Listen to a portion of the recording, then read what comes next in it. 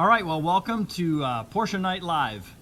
This is the first time we've done the show in just about 2 years, and we're at a new location. We used to do the show at Ace Cafe in downtown Orlando, and now we are at my second home, Porsche South Orlando. There's been quite a lot going on here in the last 2 years, with me and with the show. So I want to cover a little bit of that and get right into our guest tonight. So, when we look back over the beginning of the pandemic, we had to lock everything down, and we went ahead and really thought about that in terms of how we would get the show started back up, and it just wasn't the right time. We just didn't find the right combination of things to come back together, but I think tonight is the right time. We're coming up on the race at Daytona, the 24-hour race, and we have a special guest tonight who has a long history with that race, and we think everything's just going to come together perfectly for that. So I want to introduce to you here in just a minute John Shapiro. Has been involved in sports car racing for most of his life, and I want to run down a little bit about what he's accomplished in the sport to sort of give you a little frame of reference who we're speaking to tonight, and then get right into the conversation with John. So really for him, it started in professional racing back in the early 80s. 1982, he was with a team called JLP Racing, and they won the IMSA Championship, which that's the sanctioning body that runs the 24-hour race at Daytona these days. And they won the championship that year in 1982. A young crew chief and a young driver by the name of John Paul Jr. joined John Shapiro here, and they combined with a great team and had an awesome season and won the 1982 championship. That same year, though, they won both the 24-hour race at Daytona and the 12-hour race at Sebring. These are two of the top 3 sports car races in the world every year, and they won them back-to-back in that same championship season. Really an outstanding accomplishment, and something that people have been talking about for years who work in the sport and really appreciate the sport. As you move forward from there, it got into the mid-'80s, and John joined another team and had success in 1985 with the Swap Shop team in a Porsche 962. They won again back-to-back Daytona and the 12 Hours of Sebring in 1985. In 1986, John brought me onto the team, so I joined the fun in 1986. We had a great result that year. We'll talk about it a little bit more in the show later, but we finished second at the 24-hour race that year and had a great run. In 1989, John was part of another team that won the 24-hour race in another Porsche 962.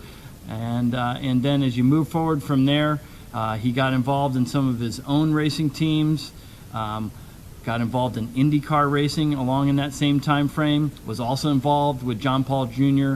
back in the mid-'80s. I think it was about 1983 when they went IndyCar racing and won the Michigan 500 IndyCar race. Everyone knows what an IndyCar is in the United States, and to be able to win a 500-mile race like the Michigan 500 was something that was super special back then, super special today, and just another outstanding achievement.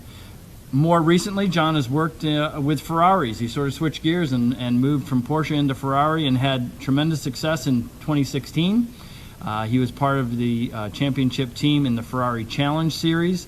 They have a special race called the Ferrari Finale Mondiale. It's essentially the world championship for Ferrari Challenge racing, and in that year they were able to take home the prize. So John has done a lot in his racing career. We want to get into some more conversation about more of the details and really give you his perspective of racing and how things have changed over the years and what he's done. So we're going to dig right into it, John. So welcome to Porsche Night Live. Thank you. Happy to be here. Yeah, really appreciate you having here. And I think, as I mentioned, I think the timing is just perfect with the 24-hour race just happening up the road, and so many people coming in for that race, fans, racing teams. Literally people travel from around the world every year to come to the Daytona 24. And we were speaking just before the show about something that you did very special up at Daytona here just recently. I guess it was just last night, some sort of a special gathering of guys. Why don't you tell us a little bit about that? I have a list of accomplishments, but I had dinner with, I had the pleasure and the honor of having dinner with a group of guys that, like me, dedicated their lives to motorsports. And we're talking guys that were with the Ferrari Formula One team in 1960. Wow. I mean, we're real career motorsports guys, and that have won this race many times themselves, and so there's multiple Daytona winners and Sebring and championship winners. It was like I said, it was a very special dinner last night. So, wow, that must have been a lot of fun. Yeah, oh yeah. Right? We say it all the time in the Porsche community. It's not necessarily all the cars; it's about the people. And that's what it is. And we sat around and we look up and down, and all the conversations. We're moving around the tables and everybody, and that was the common mention in the conversation, was that it is about the people. And yeah. Where do you work where you can say, I know that guy for 40 years? Yeah, yeah. That's pretty special. Yeah, that's great. awesome. So the special dinner that I had right up at Daytona, since everyone is gathering, it's again perfect timing, just sort of like tonight, to have that happen. Very convenient, yeah. Yeah, awesome. Yeah. So for you though, it wasn't was it the racing bug that got you as a kid, or was it just Absolutely. Cars in general? It was racing that got you? Mm-hmm. So what was it? What triggered it? Well, back then, remember the Wild Motorsports? Oh yeah. And they'd always show the Formula One races as well as IndyCar races, specifically the Indy 500. Sure. And one day I was watching the 500, as I had done since I can remember. I was 10. It was 1970, and there happened to be a car named the Johnny Lightning Special.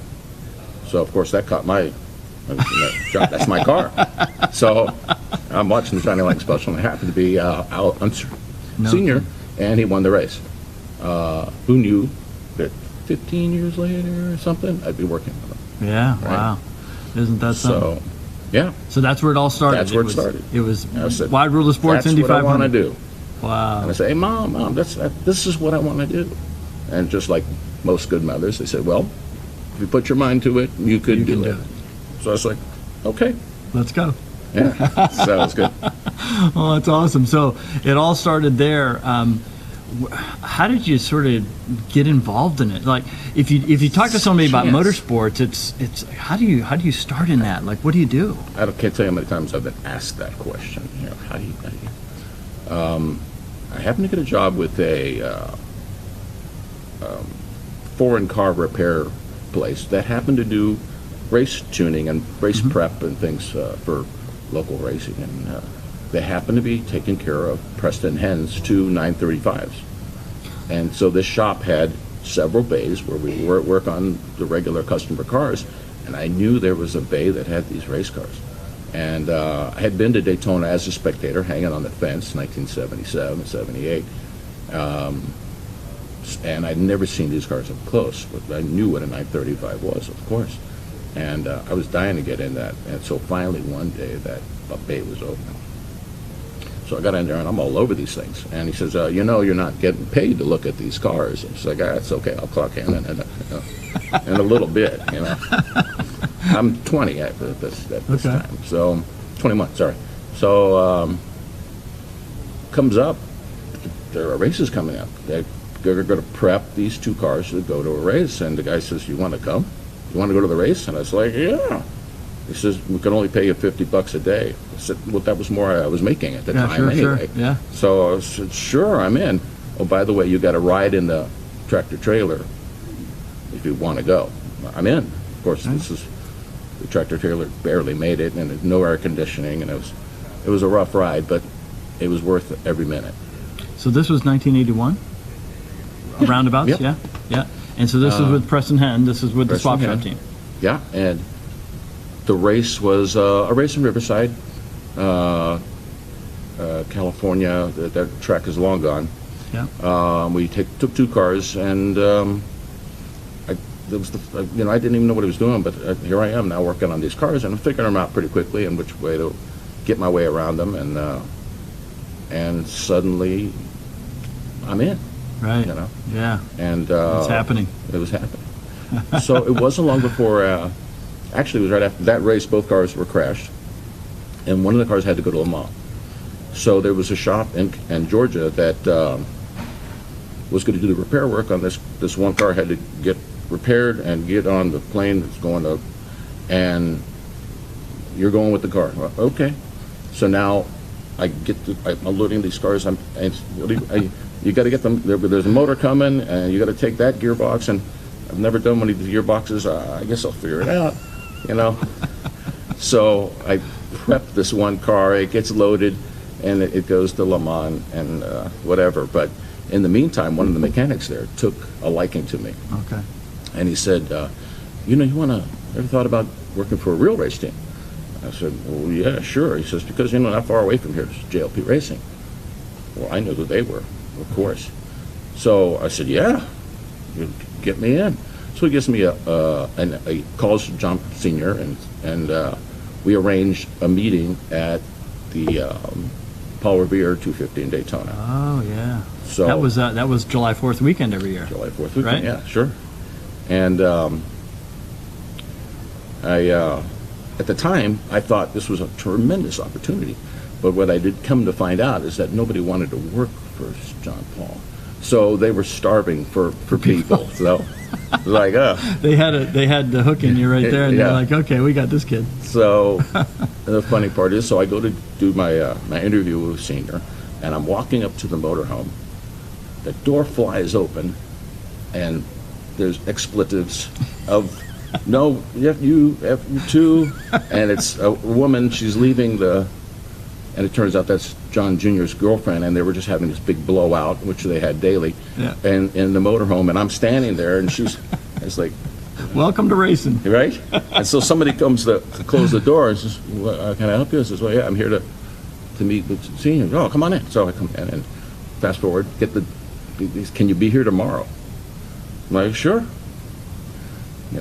Back to Fort Lauderdale, get the TR6, put the toolbox in the trunk. It doesn't fit, a little tight, some bungee cords, and I hit the road. And I was married at the time, and I didn't see my wife for 17 weeks. Wow. We were on the road. That long. So this was the year before the 81 championship season. 81 IMSA series. Yeah. 81 season, yeah. Yeah, and the way they had the races were every weekend or every other weekend. It was really a grind. Yeah. Yeah. So it was kind of baptism by fire, Yeah. but it was awesome because you got the reps. You got Sure. like you were in it. You were having to work with things all the time. So it was Fake it till you make it. Yeah, exactly. That's wow. really how it was. And so I guess things progressed in 1981, and you must have been turning the right wrench and following the right direction, and maybe coming up with some things on your own that impressed them or something. Because how did you end up being now a crew chief on a car the next year? Like, how you went from literally having no experience in racing to now there. All right. I wanted to be there, first of all. So I first one there, last one to leave, that kind of thing. Right. Any job that no one wanted to do, I had to do it. So I just made it happen, so to speak. Yeah. And credit to John Paul Sr., he saw something and gave me opportunities. Right. And the one thing about him, anybody that came up with an idea, he'd listen. So he's known to be this tyrant, but he really, was different in the shop. So I'd have some ideas, and he'd go, I don't know, let's try it. And sometimes it worked, and that's how it progressed. Right. And I was the only one with ideas, it seemed. And that was part, I guess, of the way that I got to move up on the team quite quickly. So you and his son, so this was John Paul Sr., you and his son, John Paul Jr., were same age? A month apart. Month apart. 1 year old. Month apart. One month older. So he's the hot shot driver, you're the hot shot mechanic, and it's like it was like a match made in heaven. You hear about racing today, whether it be NASCAR or IndyCar, and you hear about this relationship that drivers have with their engineers, and if this is or their crew chief or whatever, if it's a good relationship, then magic happens. Things happen. That's real. That's real. That's real. So that was your first real experience with that. Really having a connection with a driver and being on the same page and seeing success as a result. Yeah. Wow. And he was a do or die driver. That he was, we toasted him last night. So as being one of the most fearless drivers ever. Yeah. So, Yeah, he had a tremendous career. big heart, yeah. Yeah, that's amazing. So 1982, that championship season, you run through. There's probably close to 20 races. I think I read maybe there was 19 races that year, and I think you guys won 9 of the 19 races. That was in 82. Was that in 82? Yeah. That's what I mean. The championship season. So an incredible run. Winning all the big races, the big long distance races too. 9 wins out of 19. So that just what did that do? For your career, for your confidence, for yours, for John Paul Jr.'s, when you got to the end of that season, what were you guys thinking? What was the next thing? Well, the next thing was IndyCar. Okay. And that was, John had expressed that that's the direction he wanted to go, and John and Sr. made a deal and facilitated that for him. And the 9 wins in 82 are just a result of all the hard work in 81. We were leading the championship in 81. We were meant to win it, the last race. It's in the bag. And like I said, do or die, I'm on the radio. A driver that we knew that had his car broken down comes running into the pits, 3/4 of the way into the pits, and he says, he's drifting in NASCAR 4. This is at Daytona. This is at Daytona. This is at Daytona. Bus stop. Okay, so by the time you get to NASCAR 4, you're going 700 miles an hour. Those cars are way fast. And all we had to do was finish in front of Brian Redmond in the Lopa. And he's just driving away. I'm begging him on the radio, Johnny, please slow down. But when he had it in his head to just dominate, that was his thing. That was his thing. And sadly, the right rear blew up in NASCAR 3, and that was it. It was over. We lost the championship for that. Yeah. Right.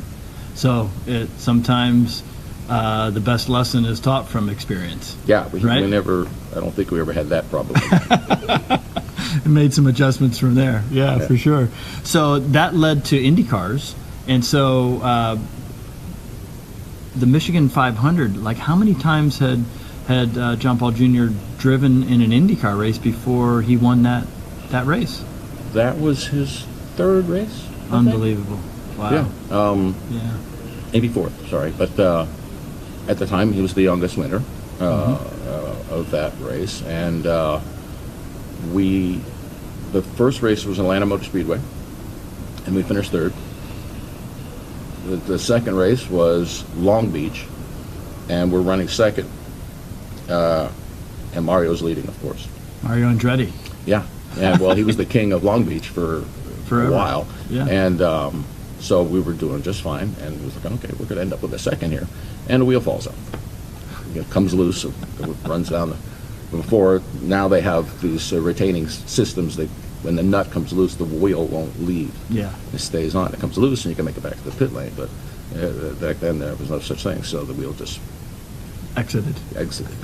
And we're waiting for him to come back around. Of course, he never came back around. So, but we're running strong. We're in a car that's old, already outdated car.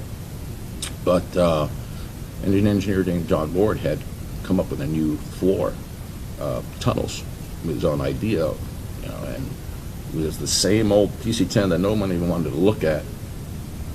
And that change alone made the car very competitive. Wow. So here we are running up front and doing well. And we get to Indy and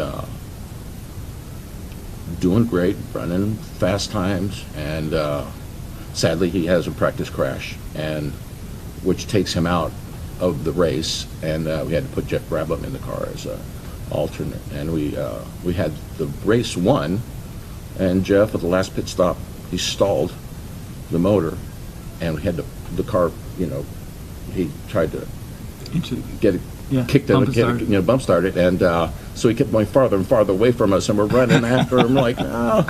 And we pull him back and get him started. By the time we get, we finished 4th, and that's our first 500. So it was a big deal. Yeah. And that also showed how competitive, how good the car was. So that it was a natural thing to do well at a track like Michigan.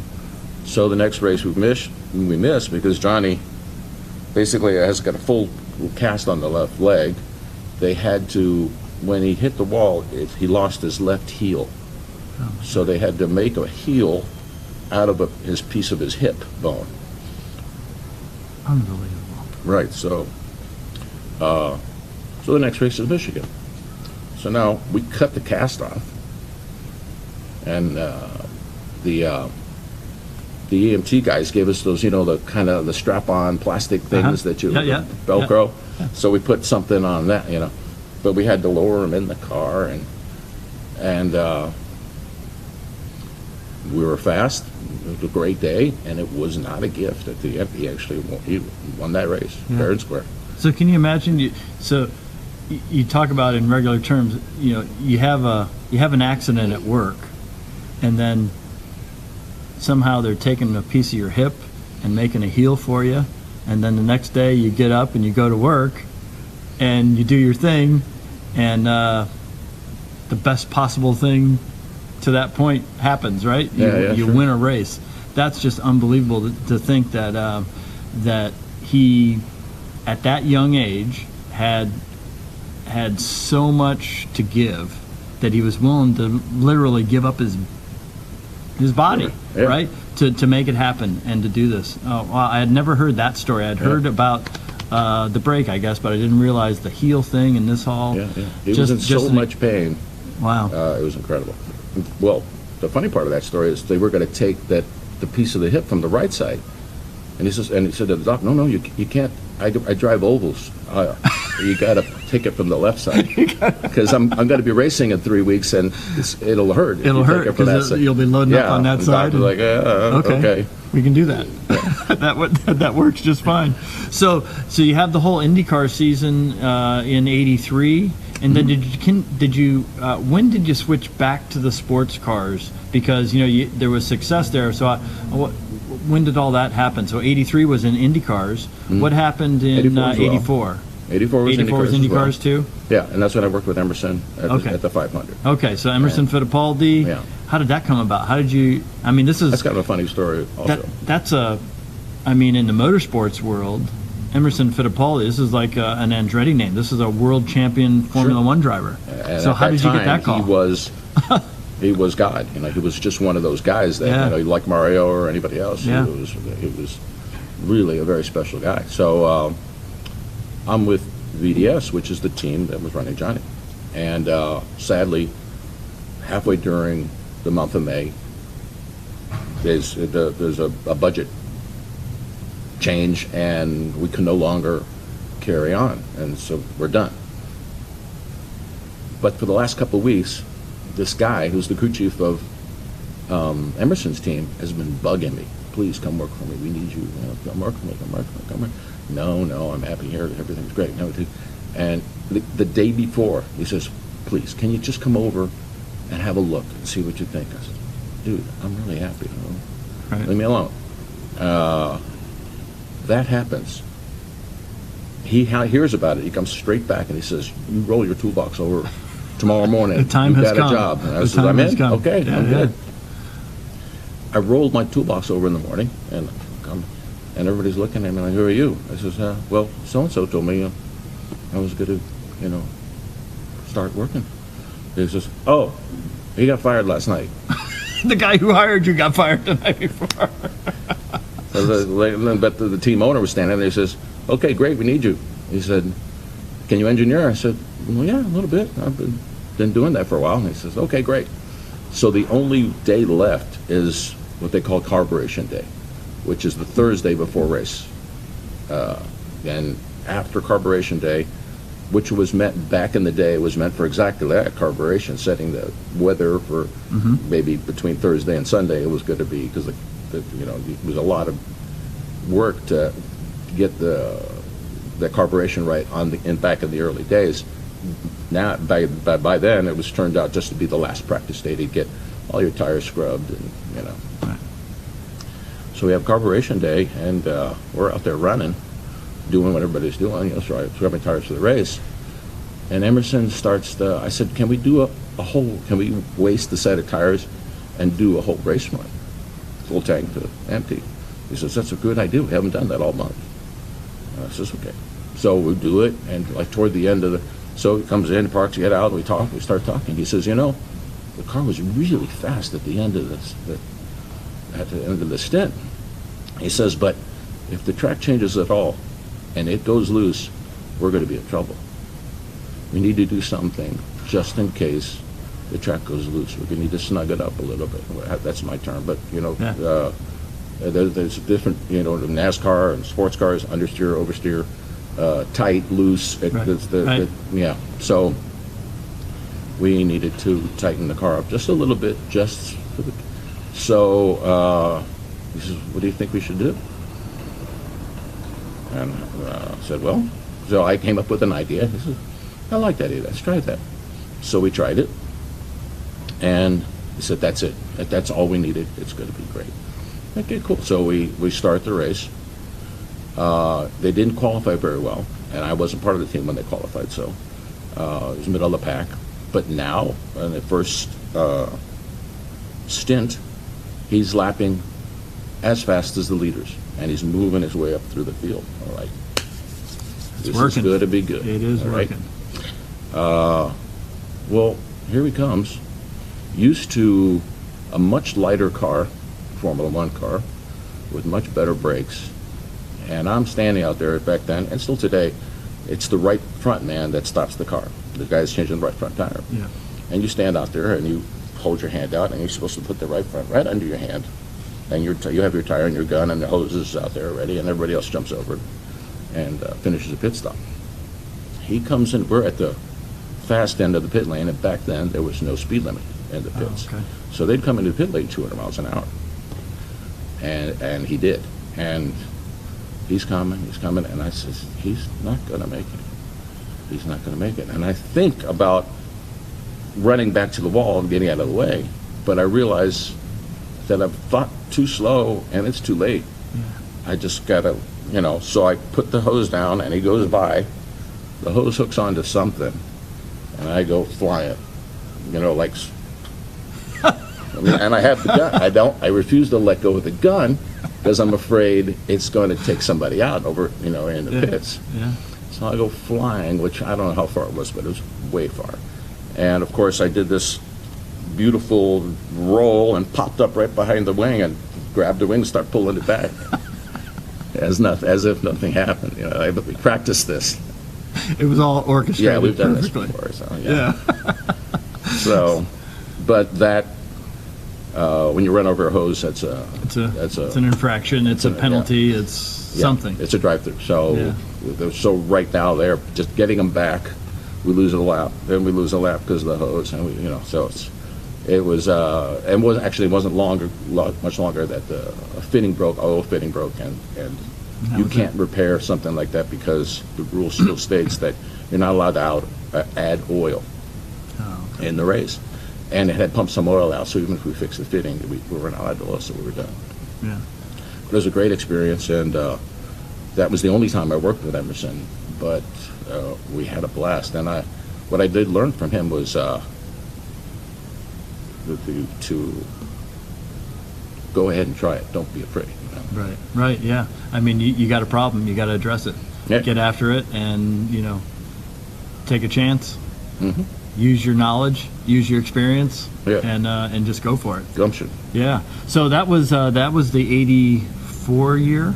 Yeah. 84. And so then it bounced back, and now, how did you end up back with Preston Henn? This larger than life personality, this guy who's I remember reading about him racing offshore power boats, racing Porsche, racing Ferraris, racing literally around the world, going to Europe and racing. And how did you end up back with him? Well, I'd known him and worked for him before, and the word on the street was he had just gotten a 962, which at the time there was only 5 in the country. It was a brand new race car. The 956s have been out, but only in Europe. No 962 that come to the country. So he was one of the first 5. And so, I'm going home for the winter. I'm going to stop by and see my old buddy Preston and check out his car. I really wanted to see that car because that was the latest, greatest Porsche creation, right? And I've always been a Porsche fan, but I'm just a car fan. It could be a Ferrari or whatever. You know. I like some brands more than others, but I just love cars. So, you know, but in this case, it was a new racing Porsche, and it was the thing at the time, so I had to go see it. Yeah. Well, he offers me the job, and next thing I know, I'm back with Preston. And that's it. And that was that, and that led on to the next year where we won the 2 races, and he did a partial schedule, so it's not like we did a season. Yeah. And we happened to win those 2 races. We did, our season was 3 races. Yeah. And we won the 2 out of the 3. That wow. And so 1985, you win the they call it the 24 at Daytona back then, or maybe the Sunbank 24. I forget who the sponsor was back there, but it was the 24 at Daytona. So you win Daytona, you go to Sebring and you win, and who is the guy? Who's the big name in the car at that time? Who's the driver? Oh, A.J. Foyt. It's A.J. Foyt. Yeah, another childhood hero, of course, right? So that was a dream come true, being able to work with, you know, a childhood hero who still, his career was mostly over at that point, but a 4-time winner of the Indianapolis 500. He wasn't slow. He was an old man, but he was still fast, you know, and the proof paid off. You know, he was fast enough to help us win that race. Yeah. So back-to-back wins that year, and then that rolls. So a friend of ours who met you, I guess, in 1985 and came onto the team, Adam Masters, who I went to school with, and you know, he and I were those same kids like you were. You said in '78 or whatever you were going to the races, maybe at Daytona and so forth. He and I started going to Daytona. I think the first year was 1981, and we went to the Paul Revere 250, and we watched you guys racing, you know. And then it was just a few years later where, you know, we got out of high school in '82. Adam wasn't sure what he wanted to do, and he, you know, hears about the swap shop team. You know, we had watched them win the race in a 935 in 1983 with A.J. Foyt. You know, we were just the guys hanging on the fence like you. And we heard about this team, and they were out of Fort Lauderdale. We were like, wow. And so Adam didn't know what he wanted to do, if he was going to go in the military, if he was going to go to college. And he just got in his mind that he wanted to go and see what he could find out about the T-Bird Swap Shop team. And went over and I guess knocked on the door, and I don't know if he saw you first or if he saw Mike Colucci first. I don't. It was one of the two of us. It was one of the two. That's all it was, yeah. And as the story that I remember, you know, he knocked and they said, you know, kind of go away, kid. And then he came back, you know, weeks later or a month later and knocked again, and they said, go away, kid. And then he went back another time until they finally said, okay, kid, come on, you know. It was that story, yeah. You can sweep the floors. Yeah, he just finally became a pain and was all right already.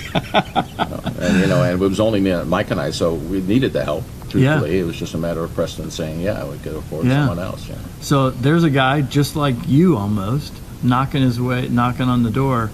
And so when I heard this from Adam, I thought, you got to be kidding me. So Adam goes to work, and his first race is in November of '84, I think, at the finale at Daytona. Yeah, that's right. And somehow he introduces me to you the very next year at that same race, because now he had been with you guys for a year, and as, hey, I got another guy who who'd like to do this, right? And you know, we meet and you say yes. I have no idea why you said yes, but I was happy to get involved, and in '86 I joined you guys, and I was lucky enough and fortunate enough to do that. And then, you know, here we are. Fast forward from all these years, we've been great friends all these years, and just had a blast. So it's kind of cool to hear this story about how you started, and it really makes sense that, you know, you sort of passed the baton. And I'm sure you have many more stories over the years of guys who knocked on the door, and who joined, you know, various different teams with you. So I think that's kind of something that is special about the racing world, about the racing community, because it's not like you go to school to become a racer. No. It's not like there's a path, actually, right? Now you well, can. now you can, but back then you didn't. You just had to figure out a way, and convince somebody to say yes. Right. And so that's kind of cool that all that sort of played out. Well, for example, at JLP Racing, just during the time I was there, we went through 100 people. Oh, my Over 100 goodness. people, because and one of the team members kept count. He Oh, said, we're really? over 100 now. I said, yeah. Some people lasted a day. You know. That's incredible. Yeah. No. Just amazing. So the 1985 season was a tremendous success with the big names like A.J. Foyt and Al Unser, another Terry Boutsen, right? Bob Wallach. Let's not forget Bob. Bob Wallach, incredible. So amazing success. So now here comes 1986. And I couldn't believe when I heard that the drivers that year were going to be A.J. Foyt, Danny Sullivan, who had just won the Indy 500 for Roger Penske the year before, and then this other guy named Arie Luyendyk. But everyone was talking about Arie Luyendyk like, this is a fast kid, like this kid's going to be really good. And now these were going to be the three guys driving the car that somehow I got on a team to work for. Just an amazing thing. You know, I couldn't believe what was happening. But so that year, 1986, talk us through that race a little bit. Well, I mean, that was an incredible race for me, the very first race. Unbelievable experience. But talk about that a little bit. You know, we ended up finishing that race not quite as well as we did, as you guys did in 1985, but tell us a little bit about that. Well, the race went as planned. Everyone was fast, and we did a great job. The crew did a great job, and we were leading, had a comfortable lead at the end of the day. And you know, that's always the plan, but that's not. It's more than not. It doesn't go that way. But this time it went that way, and we made our last pit stop, and everything's looking great. We've got a couple-minute lead, and Preston Henn shouts out to an individual that's in the pit lane and gives him this sign. At the time, the boost control knob, which is all it was a knob for the turbocharger boost, the horsepower basically, was outside the car. It was no longer allowed to be inside the car because the drivers were always, you know, it was changing the dynamic of the racing so much you could just turn up the boost and pass them back. You know, you couldn't keep it there. But so IMSA had declared that you could still make it adjustable, but it had to be outside by a mechanic or whatever. So the knob's right there. And so this guy turns the boost up. All we had to do is go back out and do what we've been doing for 23 hours. And I'm just, oh no, because I know how much this is. You know, that's you're watching too much. You're watching his wrist turn. Yeah, and you saw it turn, and you thought, uh-oh. Yeah, normally it's did just his wrist just break, or what happened? Yeah. So before I could say anything, the car goes out the pit lane, and AJ calls in almost immediately. This thing's going to blow itself up. We got to turn it down. It's not going to make it. So why would he say that? Like, what was happening in the car to make him say that? It was just, there was so much boost that the car was, who knows how much power it was making. It was just clearly like a rocket ship. Yeah, it was clearly enough power, that so much power that it wasn't going to last. And having been driving cars for his whole life, he knew when too much was too much. Right. So I asked the guy, and I said, do you remember how much you turned it up? Absolutely. Are you sure? And he says, absolutely. And that's where I made my mistake, because I knew exactly how many turns it was from full stop. So just in case something like this happened, I already figured it out. Yeah. And so I was ready for this. And I didn't take advantage of being ready. I trusted him. And the car comes in, he does whatever, car goes back out, AJ calls in, says, we got no power. You turned it down too much. So from one spectrum to the other. So now every time we come into the pit lane, even though there's no speed limit, we're losing our lead. It's just going away. It's evaporating. And we come into the pits. I got this, and I did it to where it was supposed to be. But meanwhile, there goes Al Holbert taking the lead in the win of the race. So we just gave that race away. We had it in the bag. Wow. So all that experience, it just shows you the complexity of what it takes to win a Daytona 24-hour race. You know, there's just one example, right? when you think about all the planning, all the resources of people and money and time that go into it, it's incredible, and it comes down to something as simple as that. Yeah. Maybe give people perspective. You've been around the race forever. You know, Yeah. I mean, since the 80s, you've been on teams there and seen so many different dynamics. Maybe give people a sense for what does it really take to put together a group of people and a car and really have a legitimate chance to win a race like that. Like, what does it really take? Well, the list of things that you need to win is really short. The list of things that's going to take you out is really long. So, car's got to be fast enough. Doesn't have to be the fastest car. I've never won that race from the pole. In fact, we were on the pole in '89, and we're leading to the very end, and the driver crashed the car, and we had to change the nose, and we lost the lead, and so we finished second. But we had 88 in the bag from the pole, but that didn't mean anything, you know. Yeah. We gave it away. But there are so many things that can go wrong that are just waiting to go wrong. And it can be mechanic make a mistake, because you have to do brake changes, and it sounds easy, but you're trying to do a brake change in 30 seconds, and 30 seconds per wheel, you know, is kind of a number. That's a real fast number, but that's the thing. So you're trying to get these brake changes, and sometimes they go wrong. They go sideways, you know, piston falls out, or something goes wrong, and you could lose the race right there. And I use that example because that happened to us in 2018. Okay. We were leading, and the mechanic messed up the brake stop, and suddenly we were out of the race, you know. So just like that. Yeah. Well, it's interesting how you say it.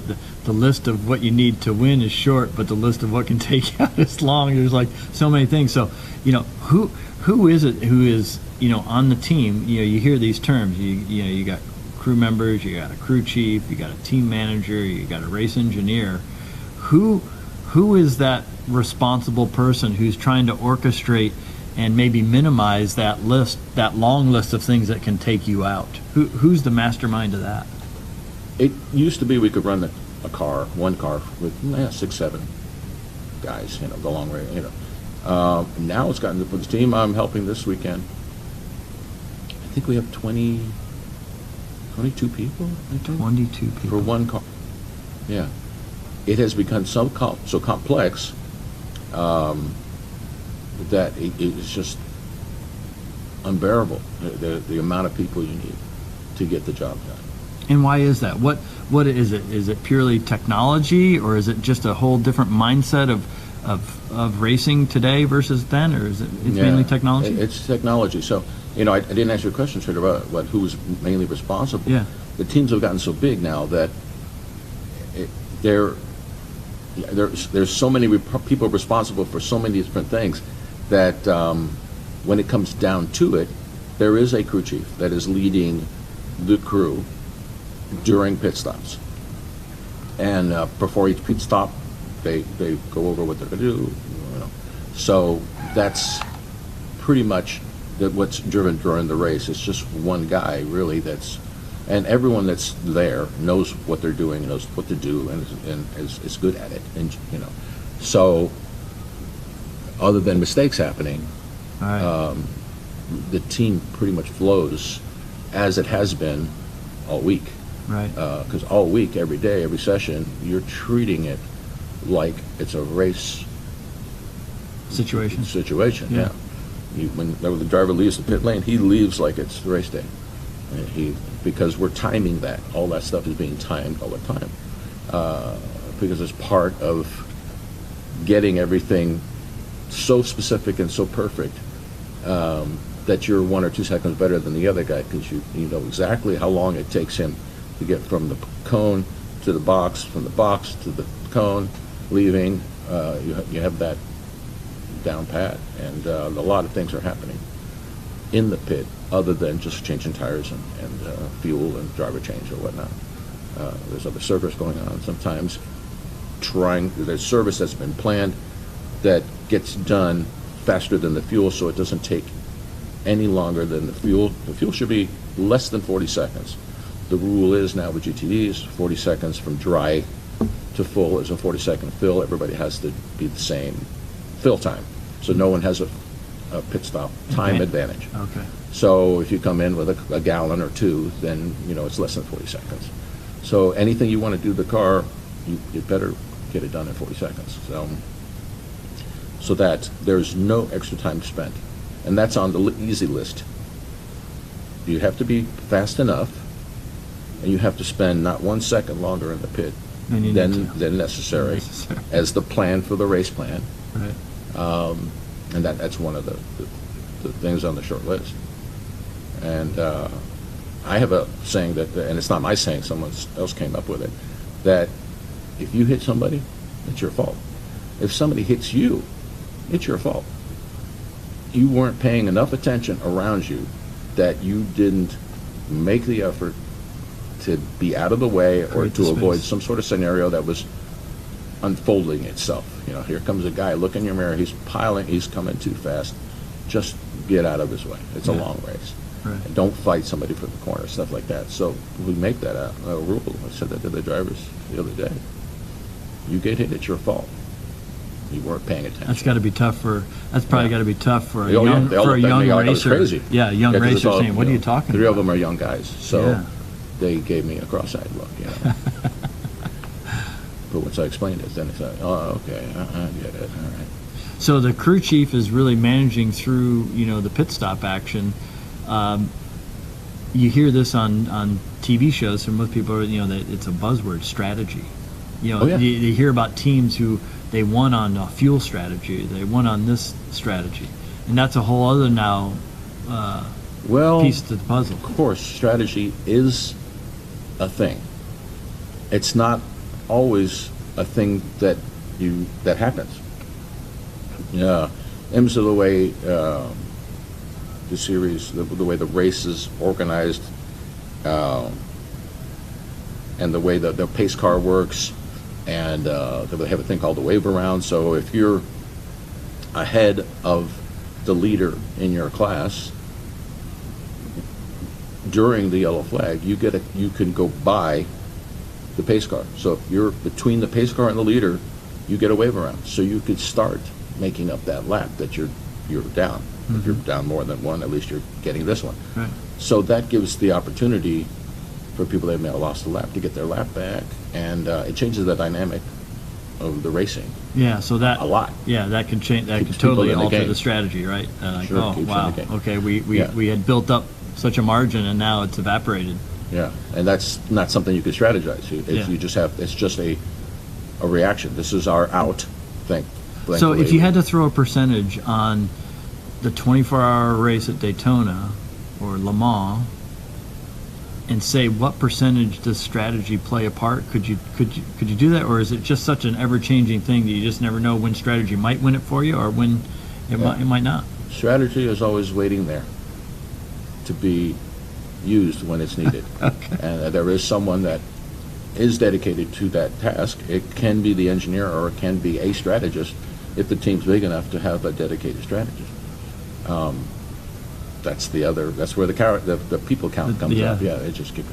The electronics, the equipment that's in the pit lane alone has several people dedicated to putting it up, setting it up, get it all working, because we have telemetry in these cars. And that requires a lot of wires and a lot of antennas, and a geek basically to make sure it all works. And to understand what they're seeing in all that intelligence that's coming down. That's the engineer's Yeah. task, is to be able to understand and interpret the data that what we're seeing on them. It's like an operating room. Yeah, It's literally pretty, like an operating room, right? You've been there and you can see all the screens that are showing literally just data. Over 100 channels of data that are coming through live. Unbelievable. Yeah. Yeah. So when you think about the change, I think about that team in 1986, and the success that we had, even though we finished second, I still thought, wow, isn't this amazing that you had a group of guys that didn't do this every day all year long, that just sort of came together, and how it worked. And that was another example of, it's about people and about relationships and about, you know, work ethic, like you say, and really being committed to saying, hey, we want to make this thing work. We're going to do everything we possibly can to do our part to make it work.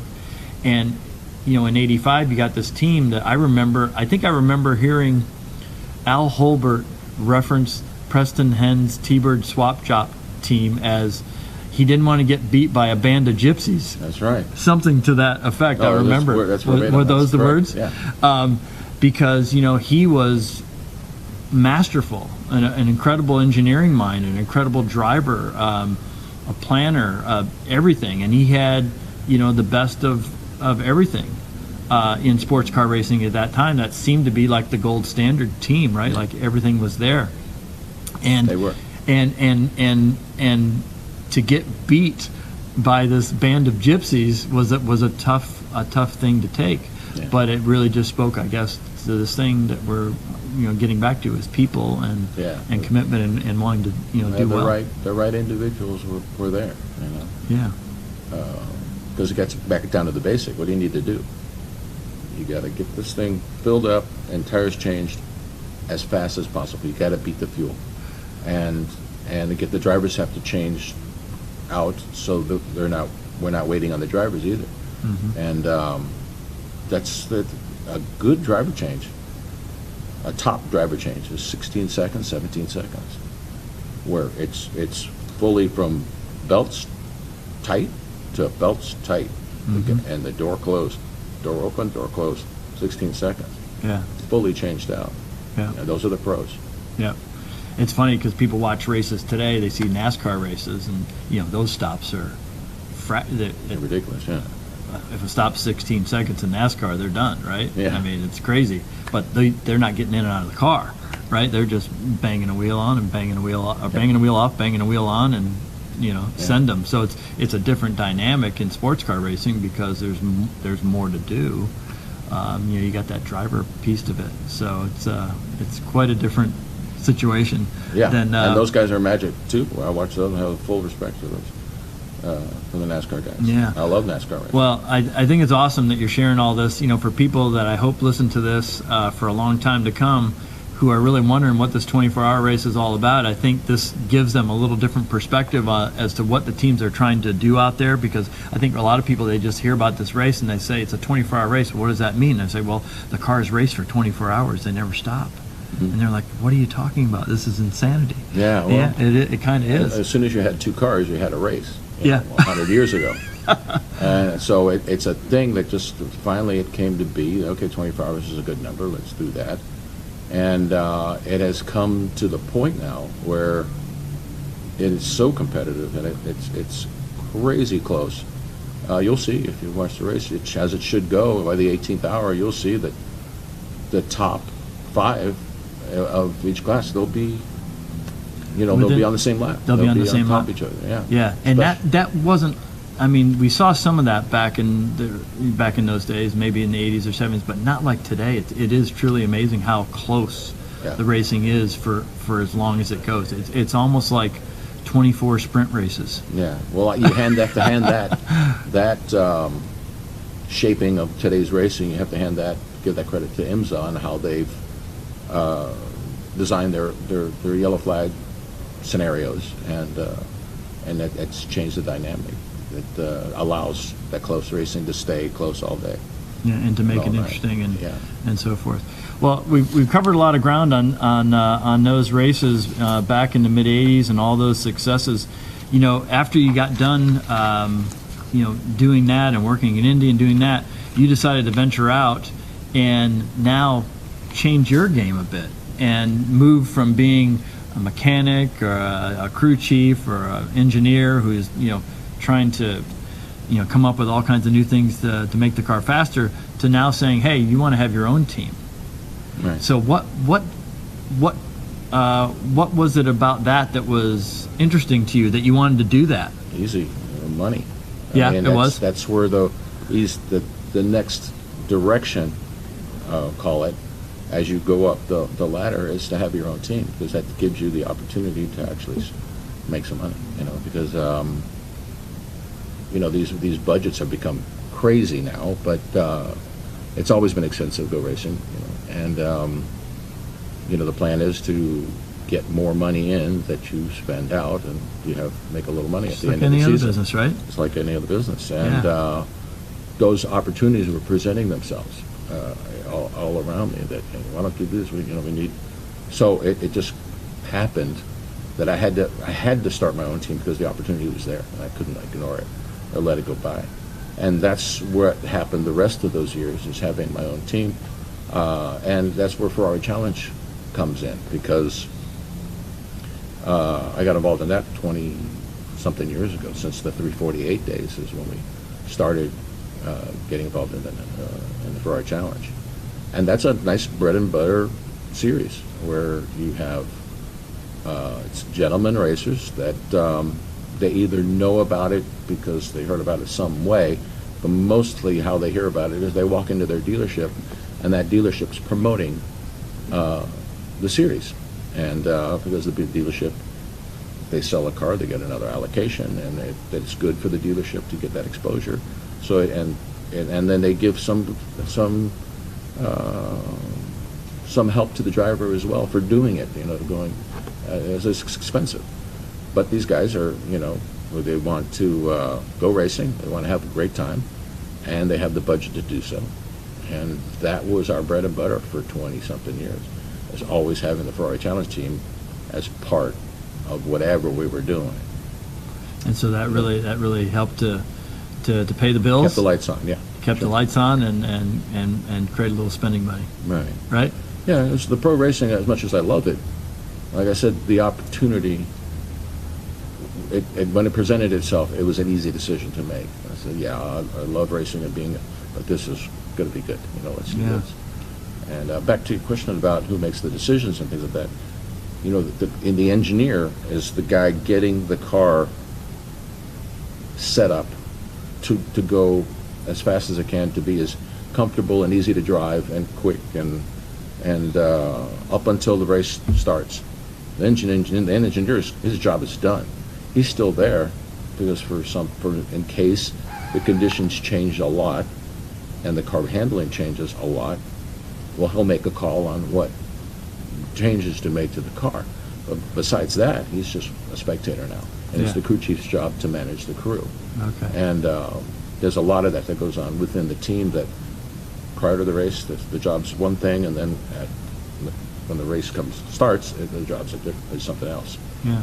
You have to. It's not multitask, but multi-jobbing. Yeah. When those two separate things. So so making the money was the big motivator, but then it kind of sounds like you really enjoyed the development side of it too, because you've done all these different pieces in motorsports, and now you're the owner, and now you're having to find people to do those pieces that you were the guy responsible for on all those, and so you really knew what it took, whether it be the character of the person, their commitment to it, their talent level, their knowledge, their aptitude or whatever. So it kind of was a natural thing for you in that regard too. Yes, right? Of course. And it's having done every job. Right.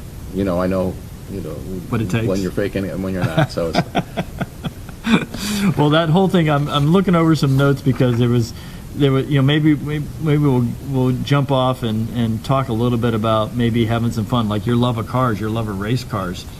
I heard somebody tell me that that maybe you did some work to maybe the most valuable, highest priced race car on the planet. Oh, geez, yeah, sure. And this car is a very special Ferrari.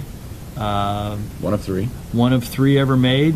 Preston Hen, this larger-than-life character that we were talking about earlier, owns this car. So what can you tell us about that whole thing? I mean, now we're talking about maybe having a little fun, and it's not business, right? It's not right now. It's something a little different. What was that all about?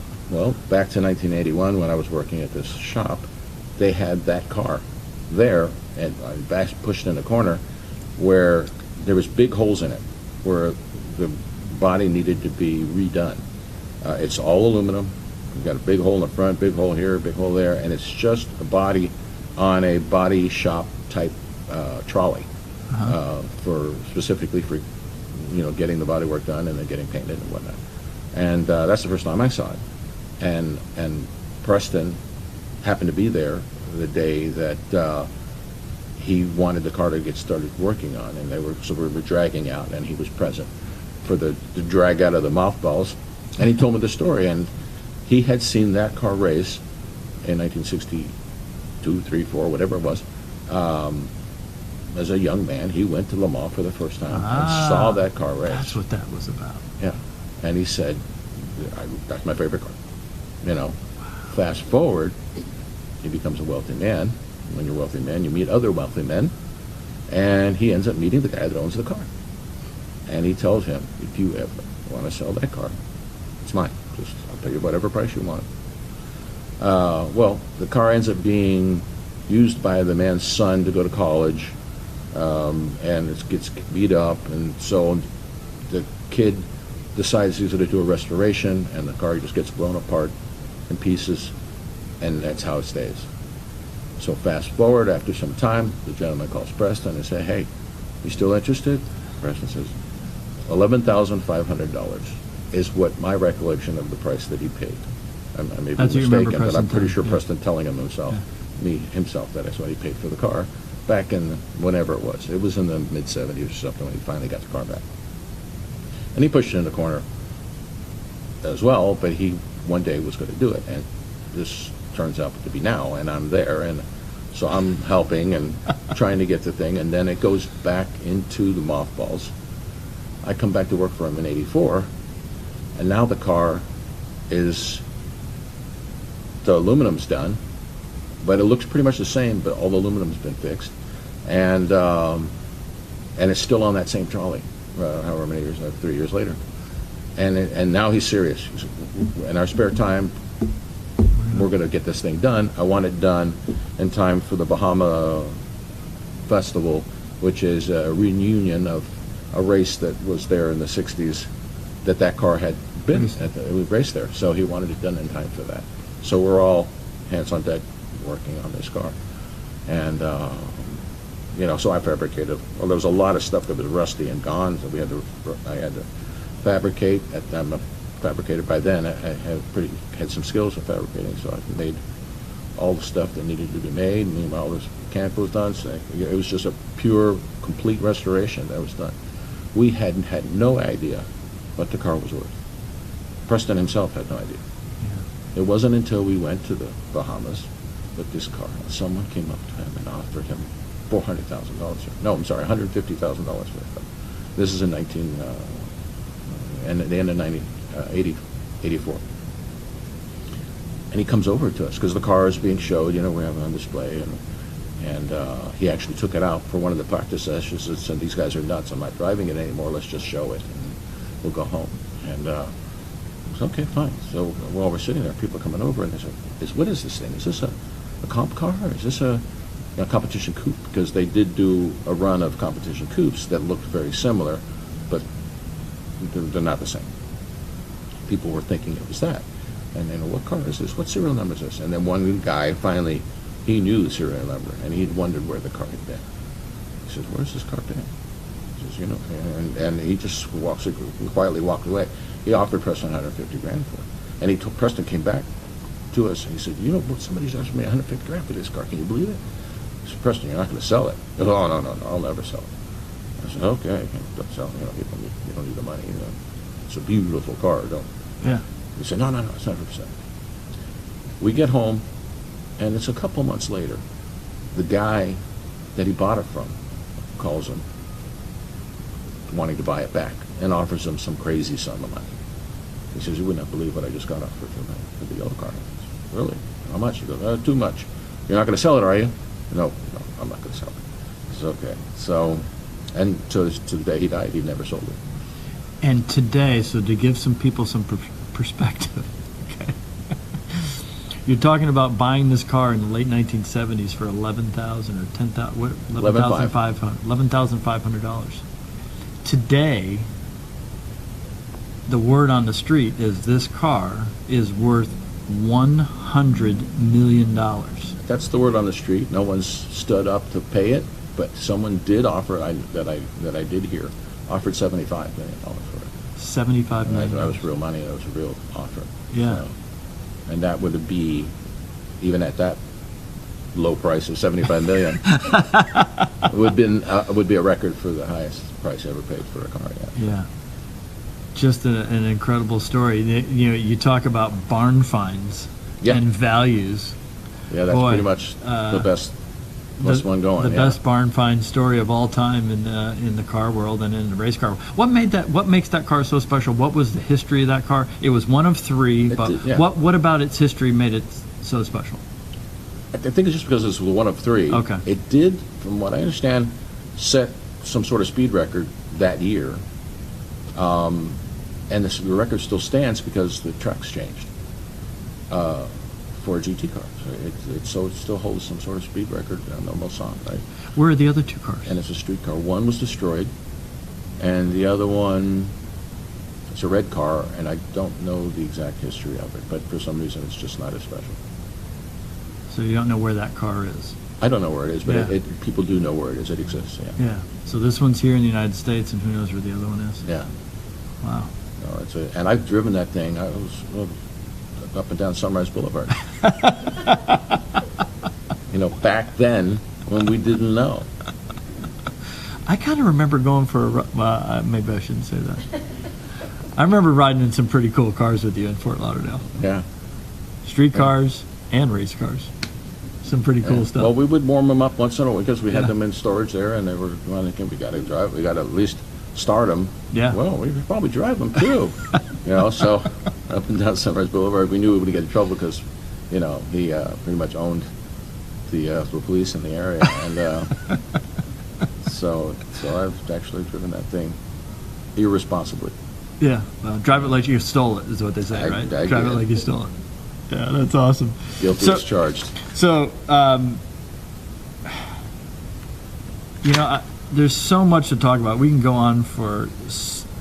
It's just so much fun talking to you and getting a chance to do this and hearing some of these stories. That was the Preston Hen story. Sure. Why don't we? Do you have a good AJ Foyt story? Gosh. Can you think of any? Anything that was?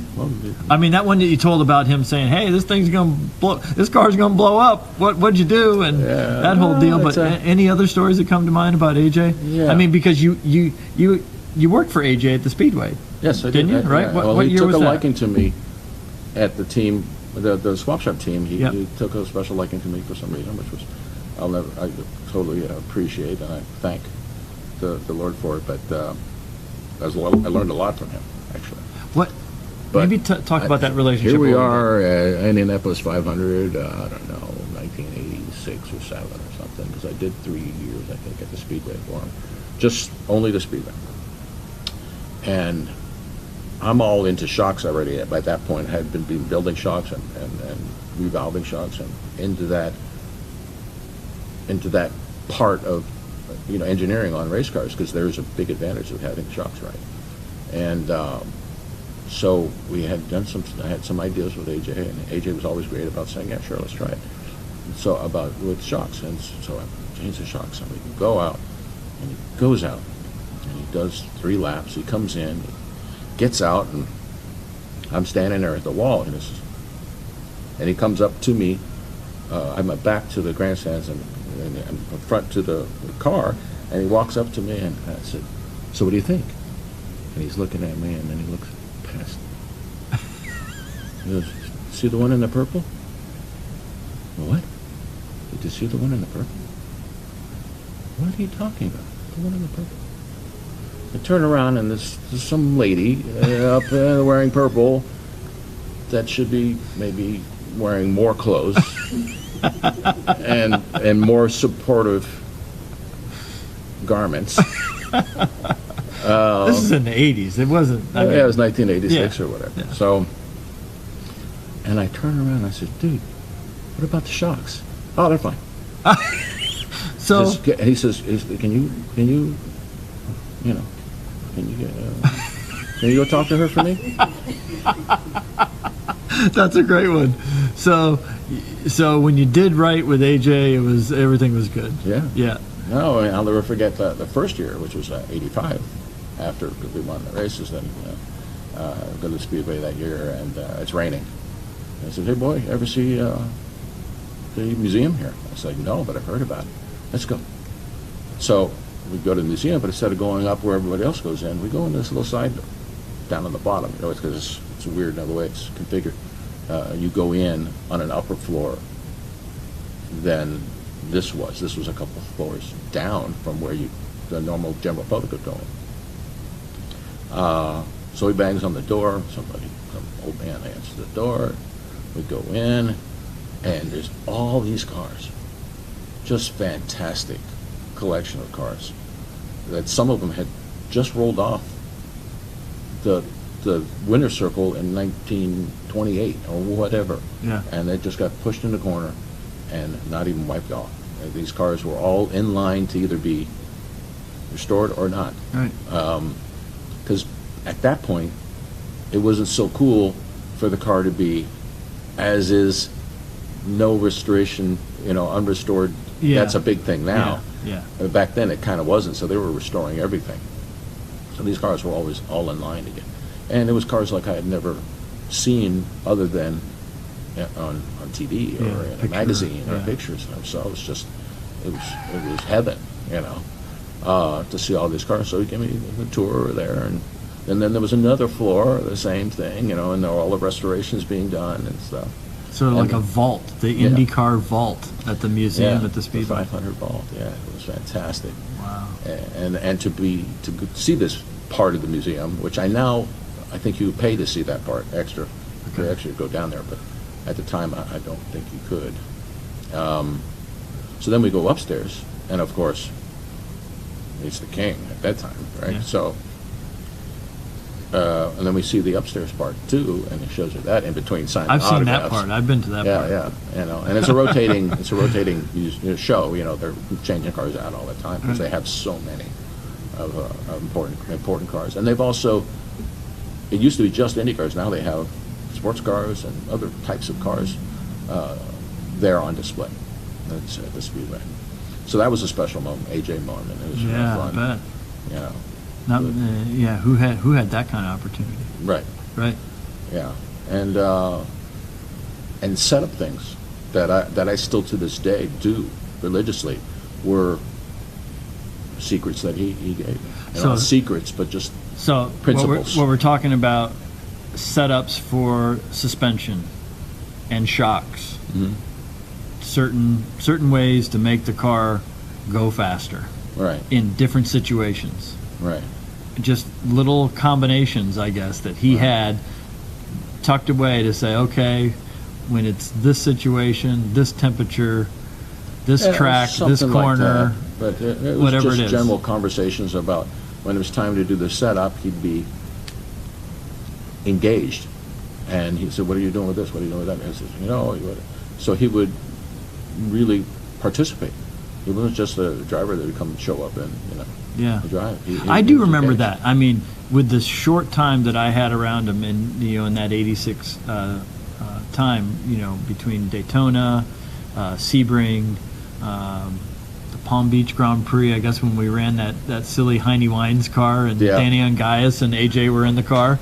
Yeah. That was a crazy car, but just in that short time, what I do remember about AJ was, he was, as you said, he was sort of a racing king, but boy, you sure didn't feel like that as a member of the team, because it didn't matter what you were doing.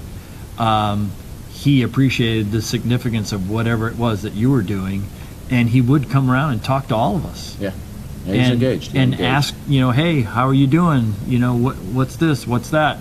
Try this. I remember the phrase, my daddy told me to do this way. He would say that about different things, and that was always something super cool about a guy like that in the racing world. Extremely valuable.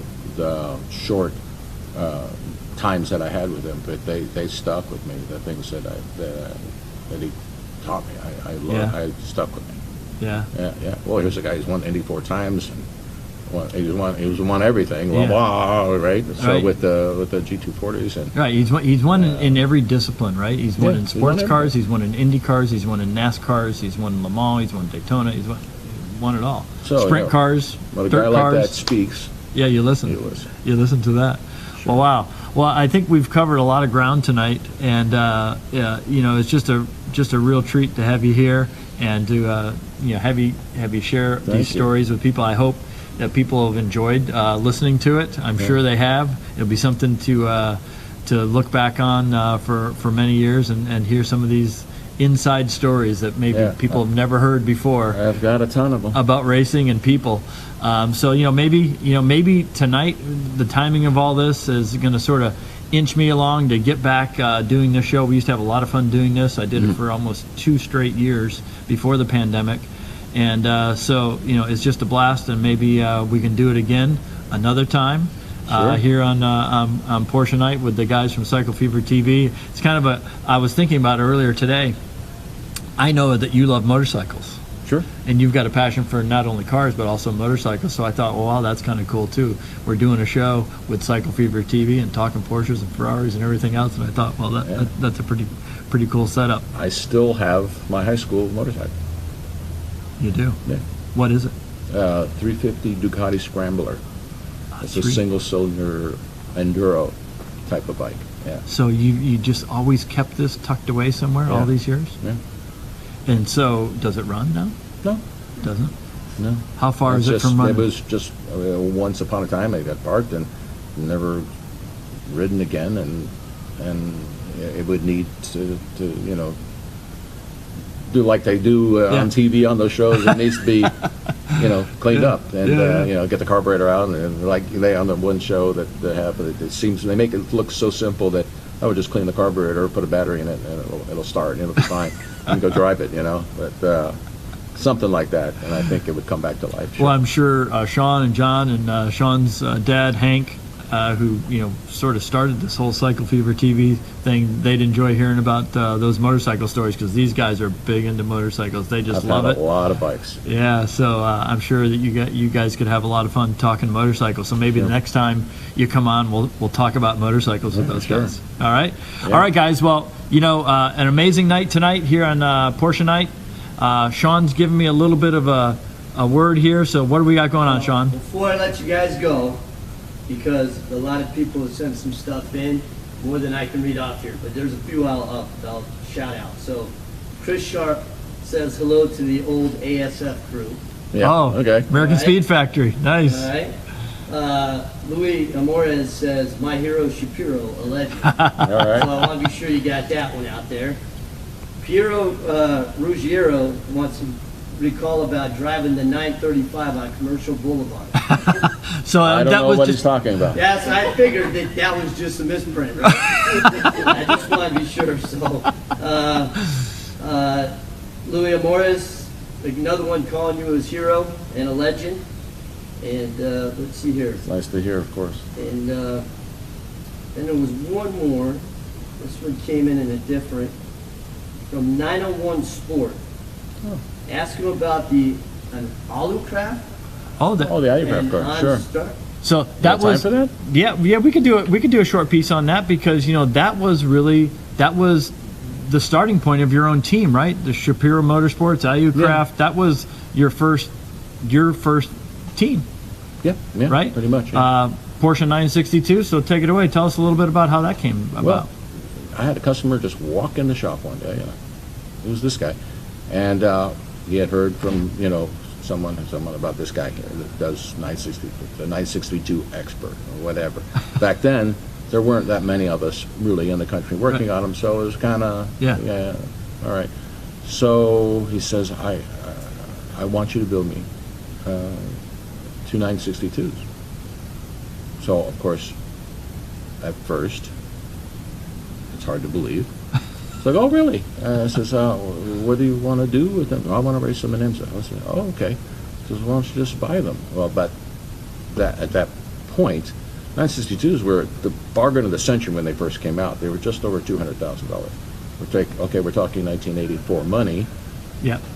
but still, compared to the prices of other race cars, they were really a bargain. The Indy car was that much money, you know. So and it was just nothing to it. So, but by this time, which was 1989, the price of the cars had gotten to $500,000 or $600,000, so they were really not so cheap anymore. And so it made sense. I said, well, let me do the math and see what I could build them for. So I came up with 260 grand a piece, as I could build a car. And what that was, when I say build the cars, it was our own body completely. Like when you parked the alley car parked next to another 962, you realized how different they were. And because I had other 962s around. Yeah, but it wasn't until you would do that side by side that you'd really see it. Right. No. You know, from the eye, it still had the silhouette of the 962. But it was a taller. It was taller, right? The sides were taller. The sides were taller. There was other. They were shorter. There was all kinds of things. So, the chassis we got from a place called Chapman in California, which made an excellent racing chassis. And he, when you parked that next to a Porsche chassis, it didn't look the same, but all the pickup points for the suspension were in the right place. But it was very different. It was literally 8 times stronger. When we do torsional testing of chassis in motorsports, and to twist a 962, a factory 962, is about 2,000 pounds per degree. This chassis was 20,000 pounds. Oh my So goodness! It was 10 times stronger, which the most important thing, it was way stronger of a capsule for the driver. So it was a safety thing for the driver. Yeah. To be honest, the 962 chassis were dangerous. Yeah. In the way they were built. They were built very flimsy. They were light that way, but boy, were they unsafe, and sadly a lot of people lost their lives in a 962. Yeah. People don't talk about that. Yeah.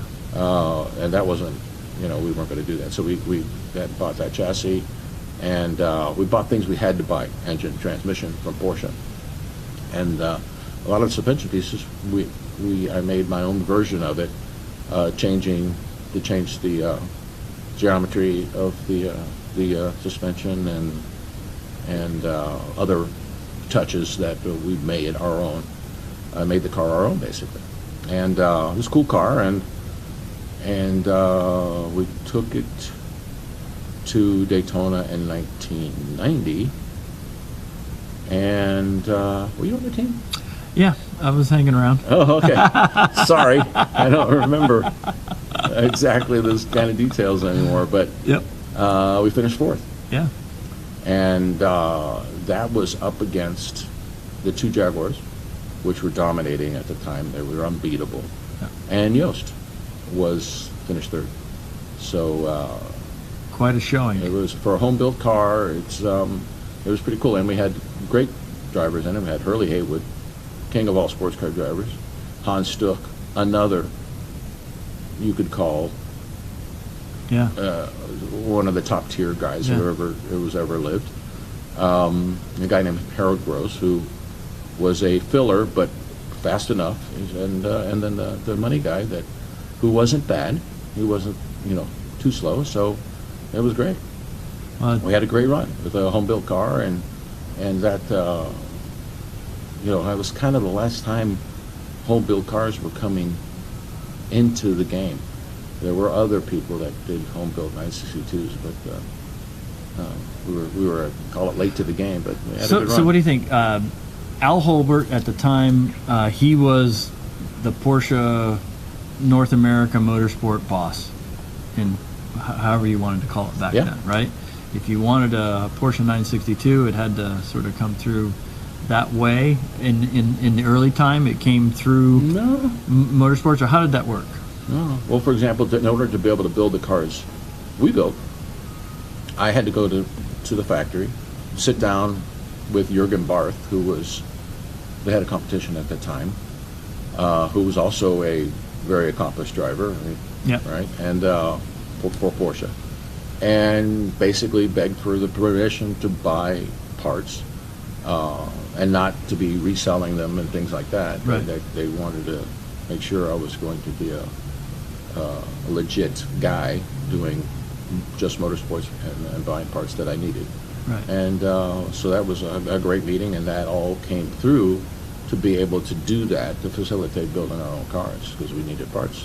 Because there was 962 parts that I needed to run. So I guess what I was saying was early on. Oh, I'm sorry, I didn't answer your question about buying cars. Yeah. No, when you bought a car, you bought it straight from the Porsche? racing department. Yeah. Okay. Probably through Jürgen, I'm thinking. Yep. Yeah. And then the cars came over, and then there were certain parts that I guess were only available from Porsche, and then as teams started to develop cars, they started to develop their own bits, and to the point where now it was a whole car. Right. I kind of remember that in '86 when Danny Sullivan came to the team, having a breakfast, and he sat around the table and he was asking questions about, what were Preston's plans, for a car, and would he think about building his own car, and talking about how Penske would, build their own parts and do and I just thought it was fascinating conversation. Here was my, my first time there, and I'm listening to him talk about this. So I guess that was what that was all about, really. Mm-hmm. Racers just trying to do whatever they could to gain an edge and work with a manufacturer like Porsche, but then expand upon it, improve upon it, and make it go faster. Yeah. And back then you could. You can't now. It's a different game. It's a different game. There's a thing called BOP, balanced performance, and that is to try to manage the competitive ability of each cars and try to manage that so that the cars are as close as possible in performance. And for example, while we were here for the Roar last weekend, a BOP change came out during the weekend, where some guys got a little weight, some guys got a little this, some guys got a little, they're planning for the race and they've got to change now. They take away weight, or they make you run a higher ride height, or more, or as a minimum ride height, for example. Yeah. On all the different different classes, there's minimum ride heights, and or minimum wing angle, or what else did they do that they threw at us one year? Restrictor size. Restrictor, exactly. That's a killer. If you get a restrictor change, that's murder. When they do that, that's just going to choke the horsepower down to pennies on the dollar. Yeah. Some of these cars aren't. They're. You take a Lamborghini, for example. It has a 40 millimeter restrictor, on each side, one on each side. Which when it's kind of a tiny hole, so you have that big motor breathing through those tiny little holes, and so it chokes it down quite a bit. So they're just trying to control a thing and keep it balanced, and they're in this constant tussle. Battling with the manufacturers, because sometimes these changes impact certain manufacturers more than others, and they're trying to keep the peace and keep everybody happy so that they keep building cars and bringing them to the races. That's got to be a really tough scenario to manage through. Yeah. Wow, that's another whole side to the racing game that we can probably take up a whole show to talk about that. Right? It's a hateful subject for a lot of people. They really don't like it, but that's the game, and so you got to play the game. Yeah. And you could say that everyone's sandbagging, because they don't want to get hit with a BOP change. So, but it's not true, because they can tell when you're sandbagging. Right. If you're sandbagging, you're going to have to be very, very good at it. Yeah. Because there's too many eyes after each session, there's a separate data system that's taking the same channels, measuring out of all the different things: wheel speed, GPS speed versus gear position and engine RPM and temperatures and pressures and all these different things that as a smart engineer, you can make a small change to and have an impact on the performance of the car. But they have their own system in each car with their own data stick. So after each session, you take that data stick and you take it to IMSA. You give it to the man. And they have a bunch of engineers, you know, looking at everyone's data all the time. Wow. So they're When did always that start? When did that kind of analysis start? But they have created systems and algorithms that can analyze all that data in such a way that they can measure performance very accurate. Wow. It's Another pretty cool. Yeah. It's cool stuff, but the racers hate it. Yeah. Well, it makes their job harder. Yeah. And it's more unpredictable. You never know what's going to happen. But hasn't that always been what racing's about? Yeah. It's the same thing. It's just it's the same. It's the same struggle that's always been around. Yeah. All right. Well, John, as I said, it was a pleasure having you in here. It's just Thank you, awesome. I'm so happy that we were able to do this, and I look forward to doing it with you again I hope sometime. And I think we'll have a great time, maybe talking some motorcycles with the guys from Cycle Fever TV next time. Yeah. Maybe they'll have you out to see one of their bike shows as a I'm result. in. All right. So thanks to everybody behind the scenes. Sean, John, and John, who run everything for us back there. Thanks, guys. You did an awesome job as always. I guess it's like riding a bike, man. I haven't done this in 2 years, and we jump right back in, and it just seems like everything went spot on. So thanks so much, guys. And then, of course, my wife is in the background over here, and Deborah with John is in the background. So we got a whole support system here at behind us and really cheering us on through this. So thanks again for joining us tonight. We look forward to doing it again. And until then, enjoy some racing and enjoy some cars, and get up and see the 24 Hours of Daytona this weekend. If you've never been to that event, you will not be sorry if you go there. You'll have a blast. It's going to be cold as heck this weekend, like it is most 24s. But if you can get some cold weather gear, go up there, have a blast. It's so much fun. There's a lot to see. You're going to meet some awesome people up there and just have a great time. So until next time, that's it for us on Porsche Night with Cycle Fever TV.